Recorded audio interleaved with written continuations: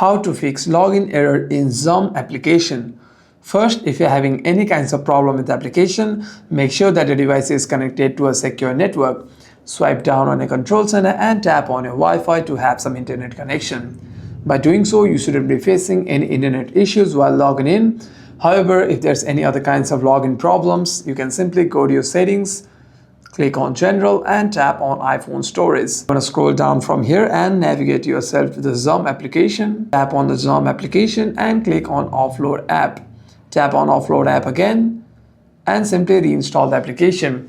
And what this does is it deletes the application whilst keeping its documents and data. And the next time you open the app, you shouldn't be facing any login problems. However, if there is any other kinds of problem while logging in, you can simply restart your device once and open the app again. Hope this video was helpful, and if you have any further issues, make sure to leave a comment down below.